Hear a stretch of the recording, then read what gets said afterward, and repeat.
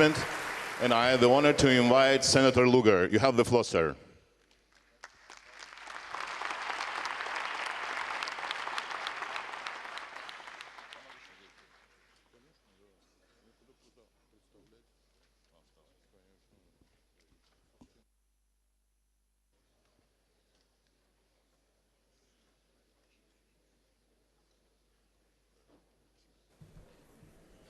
Ladies and gentlemen, energized by this magnificent convention hall and the great remarks by President Aliyev this morning, I want to share just two sentimental memories.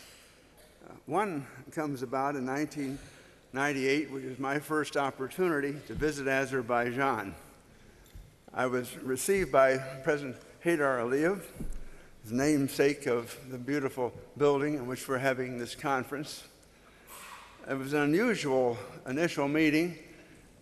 I had thought we perhaps would have a one-on-one conversation in his office, but instead he insisted upon what was a roundtable discussion in which he invited all of the press of Azerbaijan. This was transparency with a vengeance, right, to begin with, but indicative of the trend of transparency in this country. Then we had a private moment in what appeared to me to be a grotto in the basement of the official residence. There were unusual statues, animal heads, all sorts of memorabilia, and the president became very confidential, and we had an excellent talk. It was very instructive as I tried to guide at least our Foreign Relations Committee discussions on Azerbaijan. I want to mention a second situation, one in 2005, in which a new senator from Illinois, a junior member on the Democratic side in the Foreign Relations Committee, approached me and he said, "Dick," I said, "I know you go to see how the weapons destruction is going in Russia each year. I'd like to go with you this year." And I said, "Well, fine, that would be great. But," I said, "I want you also to come with me to Azerbaijan while we're over there." Well, as it turned out, the senator from Illinois and I had an arms control experience out in Perm, in which for some reason still to be discovered historically, we were detained. And we were detained while Russians attempted to get onto our Air Force plane and were being repelled by the Ravens guarding the plane. It was a very unusual experience, a tough initiation for Barack Obama to Russia, but nevertheless he survived that, and we went, as a matter of fact, through Ukraine, where already the new government elected after a big election situation in 2005, which I've been asked to monitor by President Bush. I was trying to be helpful, and there the president told me of Ukraine, "We're going to have our natural gas cut off December 31. You've got to do something about that." Difficult to do by August of the year of 2005. But in any event, we came to Azerbaijan, and we were received by President Aliyev. We had a wonderful opportunity on that occasion to do two more things, one of which was to examine the port facilities where the so-called non-cooperative production program had now come into a situation of looking for chemical and biological spreads of weapons. And we went up and down the seashore visiting with personnel there of our country and of Azerbaijan. And then we had the experience of being on the island out with the British petroleum people. This was the very beginning of the Baku-Tbilisi-Jian pipeline situation, the oil just beginning to trickle out. A remarkable achievement for Azerbaijan, but also for the world, and the beginning, at least, of the possibilities of there being some degree of energy security for our friends and for other countries all over the world who deserve that and did not deserve to have their natural gas cut off in the middle of the winter. I admire, as always, Ambassador Morningstar, who is here today, my colleague and friend, as we attended in Ankara the Nabucco pipeline meeting with the EU. That project has been coming along, difficult but very important. For all of these reasons, it's exciting to be here and especially to be able to greet a large Hoosier delegation from Indiana. We're so proud of each of them. Thank you. Thank you for your indulgence, and more power to you. Thank you very much. Thank you, Senator Lugar, for your valuable recollections. Thank you, Mr. Minister, for your statement. And I give the floor to Congressman Mike Turner of Ohio.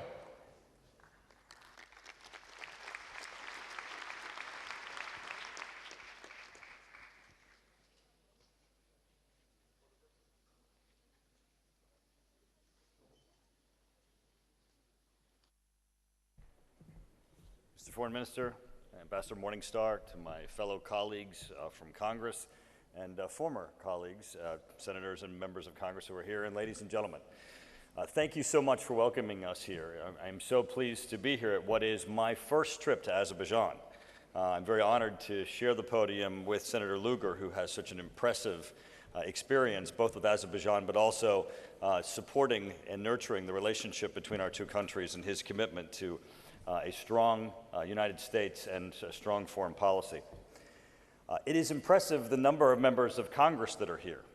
There are many states in the United States that send fewer representatives to Congress than Congress has sent to this event here today. And it is because of the strong relationship between Azerbaijan and the United States and the great appreciation that we have for that relationship. The members who are here for one reason only, and that is to both say thank you and to look to the future.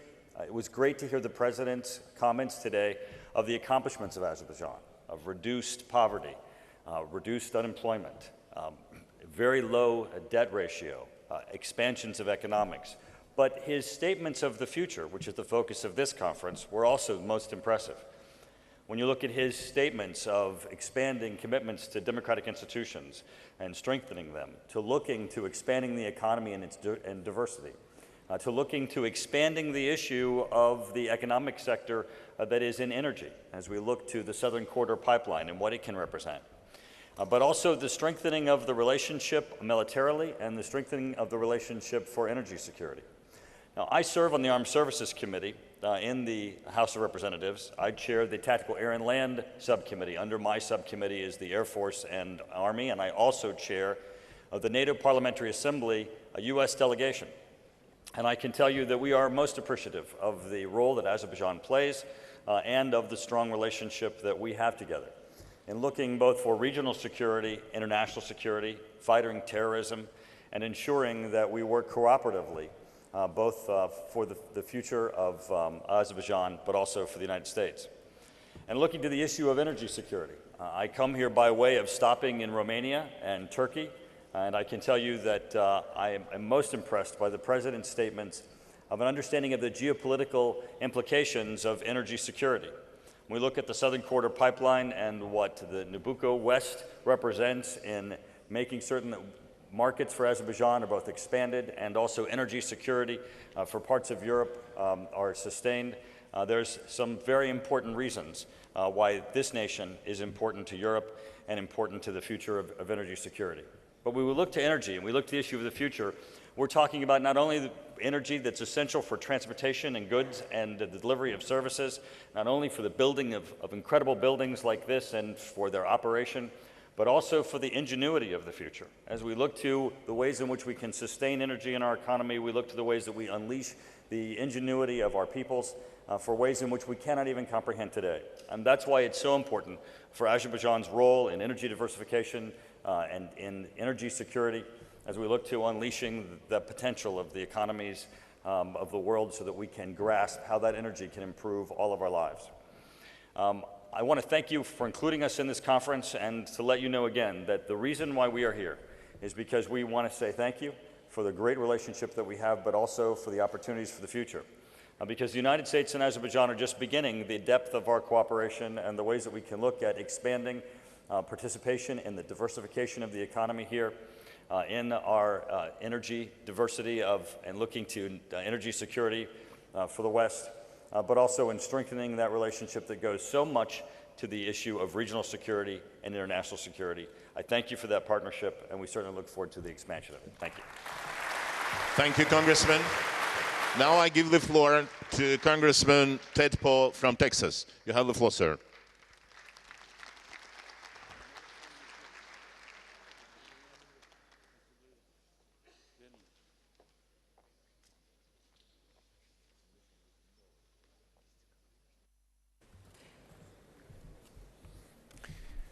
Well, good morning, all y'all. Okay, let me explain this. I know the translator's going to have a horrible time dealing with this, but some of these Texans over here understand. Y'all is singular. All y'all is plural. So now you know. Good morning, all y'all. I'm Ted Poe from the great state of Texas. It's great to be here. I was here about 6 months ago, and I'm honored to be here with so many members of Congress, former member of Congress, and my favorite mayor, Mayor White from Houston, is here as well. But I bring you greetings from Texas. We are an energy state. You know, a lot of Texans think they founded and discovered oil, but that's not really true.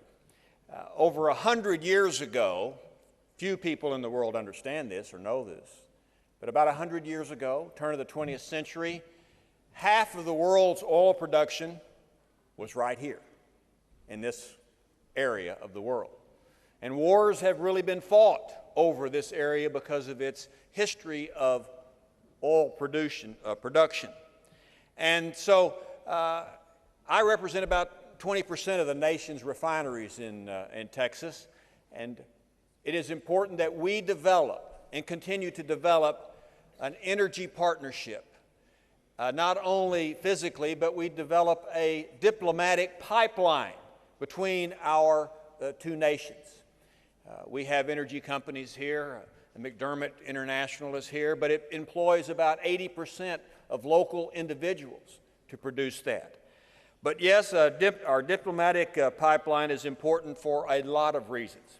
You see, as the President has said, energy security is a national security issue. It's not only a national security issue for the United States, but it's a national security issue for Azerbaijan. And competition is good. More countries producing oil and natural gas and trading that and selling that on the international market is good for stability. It's also good for national security. Senator Lugar, I was in the Ukraine when the Russians turned off the gas in the winter. And let me tell you something. It's cold in the Ukraine in the winter without heat. And because of that and other reasons, the world needs, Europe needs an alternative. It needs competition. It needs choices. Because choices, competition breed efficiency. It also breeds excellence and stability. And so we need to develop that diplomatic pipeline between our two nations and let it grow. Also, I want to thank the folks here in Azerbaijan for their willingness to help out the United States on the war on terror. I serve in the Foreign Affairs Committee, the Subcommittee on Terrorism, and the ability and the willingness of Azerbaijan to allow the United States to use the northern route into Afghanistan so that we can get supplies for our troops has been very important for us to continue. And I thank Azerbaijan for its willingness to support the United States and the world on this war on terror. It is vital that we continue this relationship, that we make sure that we have national security, that we have energy security. And as the President mentioned to me 6 months ago when I was here, that energy security is a national security issue. And that is true for all countries. So thank you for allowing us to be here. It will be an interesting day to have so many different people here talking about things of mutual interest. And I want to thank all y'all for letting me come by. Thank you very much.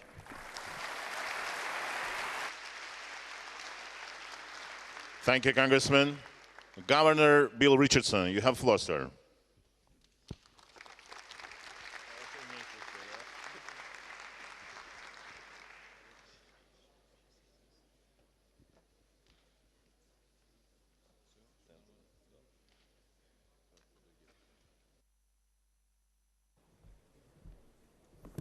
I was here in 1999.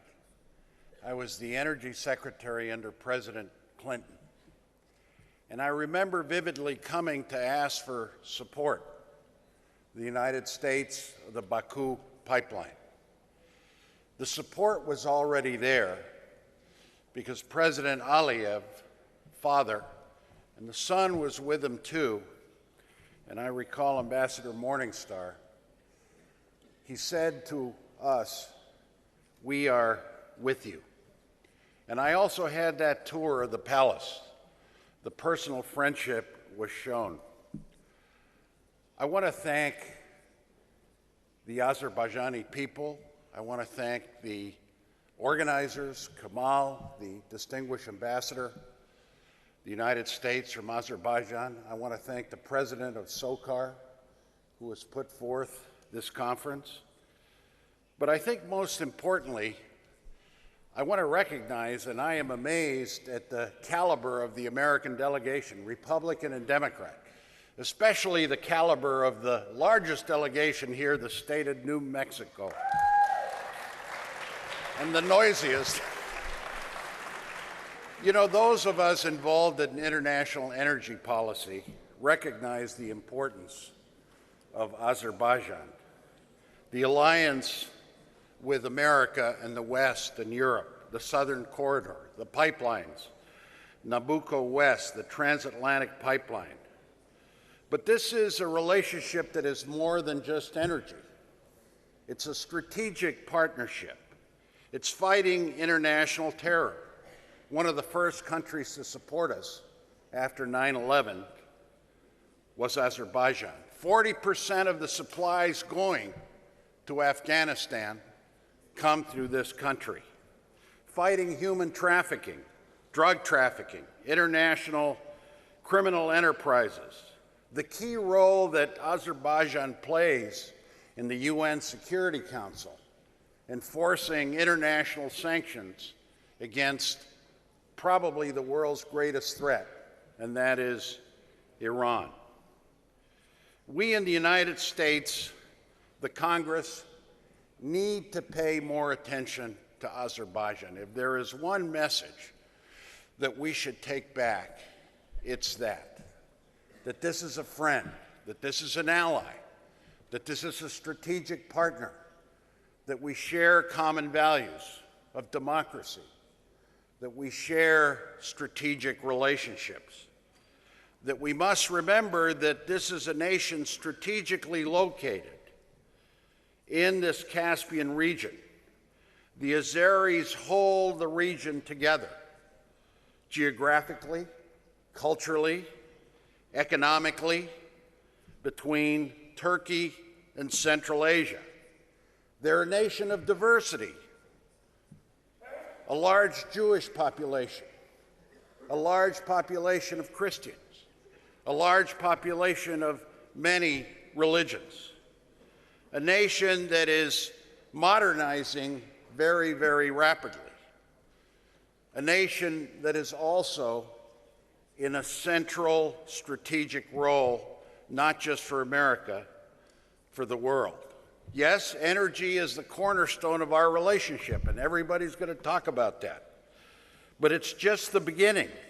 We have to expand that relationship.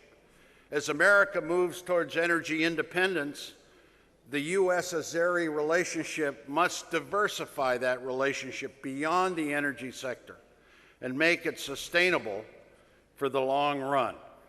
So, I am now going to come to the best part of my speech, the end. Thank you.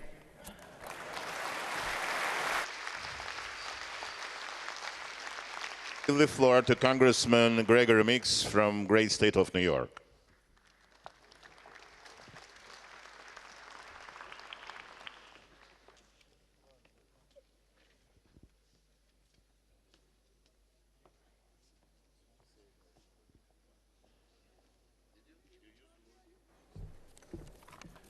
Good morning.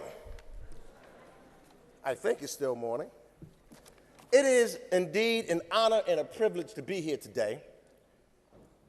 And this is a significant day. It is significant because, as you've heard from our ambassador, and that's the first indication of how important the country is. You see, the President of the United States could have sent anybody here, but he decided to send Ambassador Morningstar here because he is an individual that has been here and understands this nation. He's communicated and worked in this region, and so the President wanted someone significant to be here.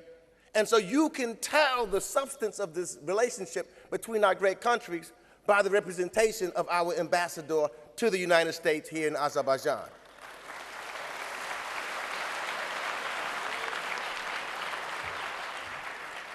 Indeed, as many speakers before me have said, you can tell the significance of this relationship by the delegation that is here, the number of members from Congress, both present and former members, from both parties, which tells you one thing.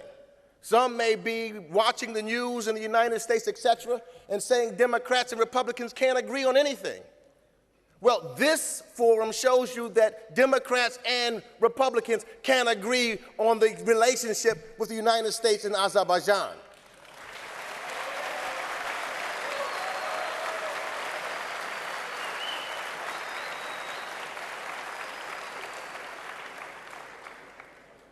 Indeed, as many have said, we are partners, we are friends, but more important, we are examples. Examples to the world of what a democracy is all about. An example to the region and an example to all. To say that if in fact you invest, not necessarily in weapons, not in army, not in militias, but if you invest in people, if you invest in schools, if you educate your young, indeed, as what says up here, you will have a vision for the future. And that's what Azerbaijan is doing, investing in their young to make sure that you have a tomorrow. That's what this is all about.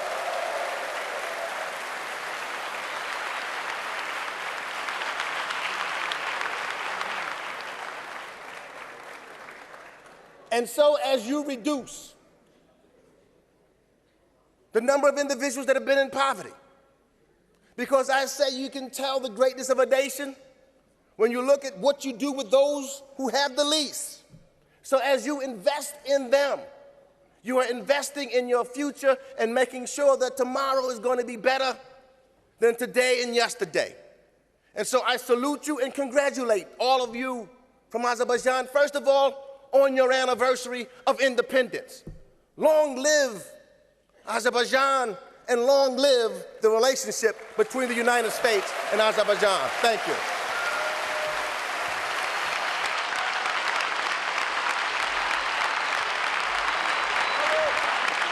Thank you, Congressman. Thank you very much. The floor for Congressman Ruben Hinojosa. You have the floor, sir.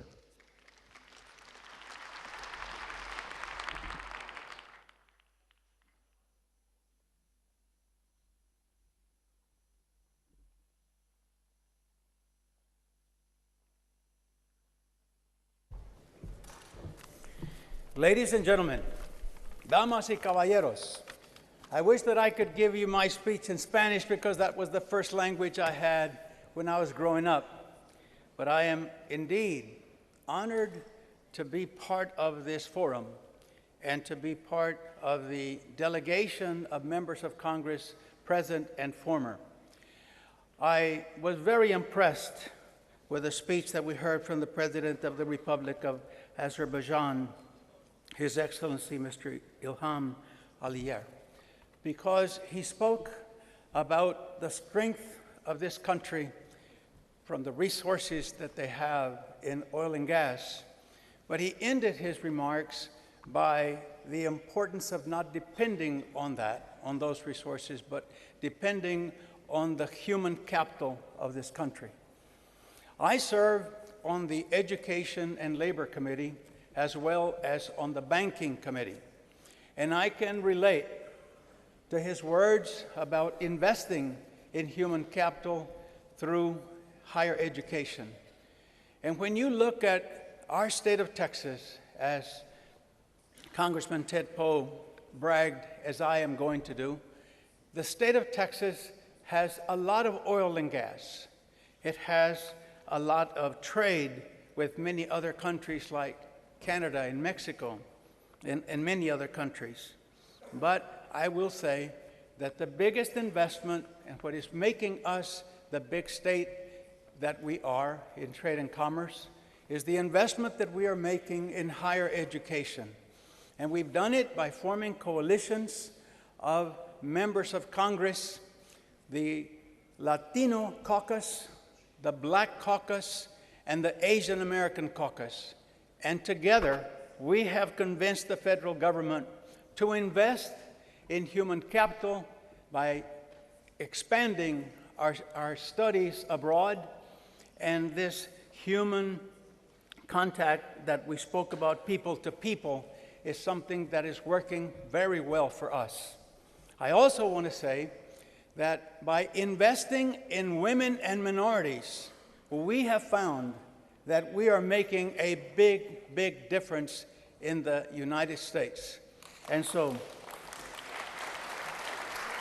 I want to close by saying that if I have made a difference in the 16 years that I have been in Congress, it is because I have focused not only in making sure that our banking system survives and invests in small businesses so that we can create jobs, but that we do it by investing in higher education, getting our children to be college ready, by investing in early childhood development, helping them to read as soon as possible from cradle to 3 or 4 years of age, and getting them to have good vocabulary, understand what they read and write, and be able to go on to college as we are doing in the United States.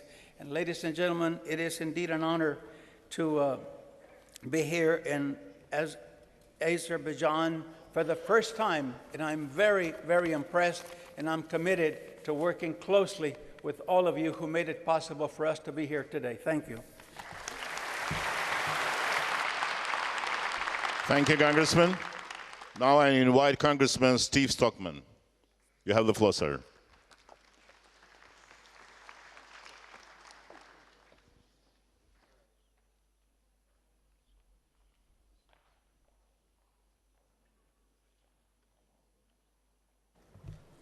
Greetings, y'all. I'm also from Texas, and I want to thank you for inviting us, and Kamal and the Turk-I Society for inviting us and having us here, and for the people to invite us here and let us speak to you. I want to say something from about my home state. We represent Houston, Texas, which represents, I think, the geographic political area is about 6 million people. We have oil and gas, and we also have science and NASA. And I'd like to see us one day have direct investments in each other's territories, but more importantly, I'd like to see a direct flight from Houston, Texas to Baku.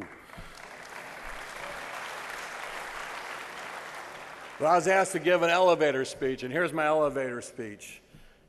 You got to come. We came here to your land and visited here. I want you to come to Texas. And I want you to visit the people here because we have shared values. We have shared visions. And that is of prosperity, that is freedom. And I gladly say that this nation is the forefront on the world map of promoting peace and promoting logical transformation in this area, which is very complicated at this point. We value your input, we listen to you, and we appreciate you letting us talk to you, and we want to hear more from you. Thank you for having us, and God bless you all. Thank you. Thank you very much. I invite General Duncan McNabb. You have the floor, sir.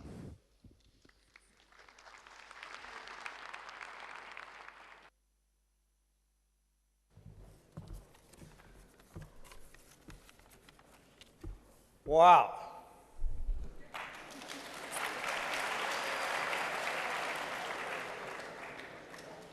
This is great to be here, and I'll just say, leaders of Azerbaijan, leaders from the United States, ladies and gentlemen, I will say with all of these congressmen and senators, it feels a little bit to me, having been a former general in the United States Air Force, a little bit like testimony. And I'll just say I'm really glad that I don't have to take questions from all of you like I had to do so many times as we went through this. I really am honored to be here. And it's mostly to say thank you. Thank you to Azerbaijan. Thank you for your friendship, for your partnership. And I got to see firsthand as the commander of U.S. Transportation Command. A couple of years ago, I retired, but when I took over, it was right in the middle of us looking at how we could take some additional troops into Afghanistan. And at that time, we had 80% of our movement of our supplies and our forces were going in through Pakistan, through the surface, and 20% by air. And I remember when as I took the flag of TRANSCOM, responsible for the movement of those forces and the movement of those supplies, I remember thinking that it sure would be nice if we could open up the north. And I remember that the very first place, as we looked at this and said, who could we go to? Who is a friend that we could talk to? Our very first thought was Azerbaijan. And I got to see, based on that visit, the friendship and the allegiance that President Aliyev talked about this morning already.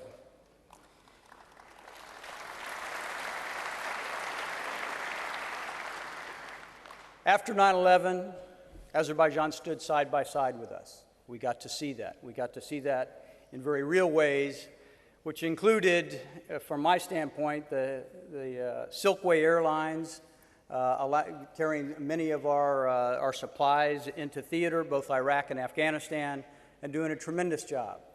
I got to see overflight that went very well and was critical to our efforts overall, and of course, as mentioned already, Azerbaijan providing troops and equipment to that effort as well. So during that first visit, I said, well, we'll go to Azerbaijan, and when I hit the ground, not sure exactly who I would see, had not been to any of the other areas in Central Asia, I got the Ambassador Durst said, President Aliyev, we'll see you immediately. And you think about a visiting four-star, getting to see the president the very first thing. And I still remember as I went and I said, Mr. President, we are proposing that we bring some of our surface cargo through Azerbaijan, the commercial type cargo, and we'd like to get your thoughts on that. And he said, I fully support you. Talk about what that meant to somebody that was saying, how could we open up a northern distribution network? Very first person, President Aliyev. You can come here, we will fully support you.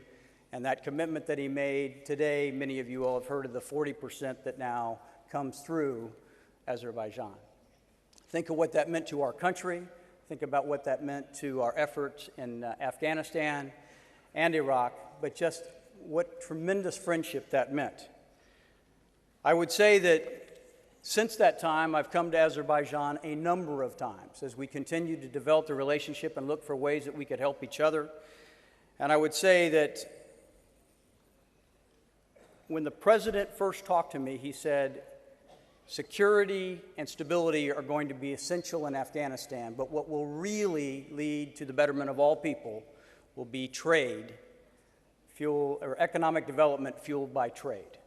Think of that vision. Think about what he talked about this morning. Think about what you feel here with the diversity and thinking about not just oil, but think about that diversity and thinking about how you improve the whole region. I will just say that the relationship between Azerbaijan and U.S., from my standpoint, could not be better. I will say that it is based on trust and mutual respect. It is always working together through dialogues like this, where you sit down together and say, how can we work together to further our common vision and our common values? During that time, again, I visited Azerbaijan a number of times, and I've made some dear, dear lifetime friends. And I will say, this kind of forum, you can all see the tremendous hospitality, the tremendous friendship that they bring to the equation. My honor to be with you. Thank you very much, and I look forward to the rest of the conference. Thank you.